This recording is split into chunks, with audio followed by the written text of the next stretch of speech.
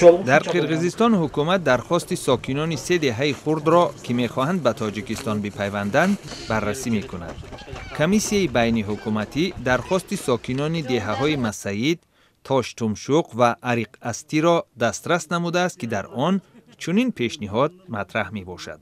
سر از ماه ینور بعد یک تیرپرانی در مرز، قرقیزستان سرحدش با تاجیکستان را بسته است. در ولایت انبار عراق برخوردهای نیروهای حکومتی با آشوبگران تغییر به عمل نآورده و مردم آسایشته این منطقه را ترک می کنند.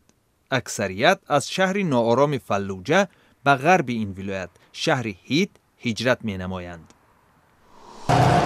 در عرفه معرکه امگذرانی در وادی سوات پاکستان چاره‌های ایلاوگی امنیتی اندیشیده شدند. پاکستان یکی از 3 کشوری روی عالم است که در آن بیماری پولیومیلیت کودکان را اذیت می‌دهد. اخیراً در منطقه شمال وزیرستان 6 حادثه نوی سرایت پولیومیلیت به قید گرفته شد. افراطگراهای اسلامی چندین مسئول امگذرانی و افسران امنیتی همراه با آنها را به هلاکت رسانده تاکید می‌کنند که معرکه امگذرانی بر ضد پولیومیلیت اصلاً نقشه ممالک غربی به خاطر اذیت کودکان است. در اولین جلسه دادگاه سربیا، درکو ساریچ که با رهبری گروه متشکلانه جنایی متهم می شود خود را بیگناه نامیده است. محاکمه ساریچ در شهر بلگراد جریان دارد و او را با قاچاق مواد مخدر و شستشوی پول عیبدار می شمارند. ساریچ هفته گذشته خود را به مقامات تسلیم نموده تأکید کرد که به ورود 6 تن کوکائین قاچاقی از امریکای جنوبی هیچ ربطی ندارد.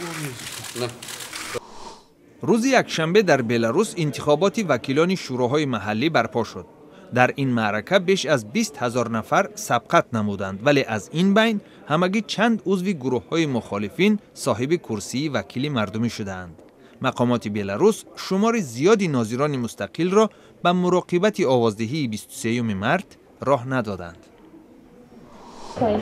در حوله دانشگاه دولتی طبی گرجستان واقع در شهر تبلیسی، دانشجویان فلش ماب یا خود جمع آمده به مناسبت روز بین المللی مبارزه با بیماری سیل راه اندازی نمودند.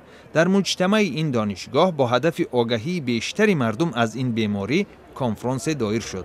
طبق آمار رسمی در بین هر 100,000 ساکن گرجستان 130 نفر با انگیزه سیل یا خود توبرکولوز آلوده می باشند.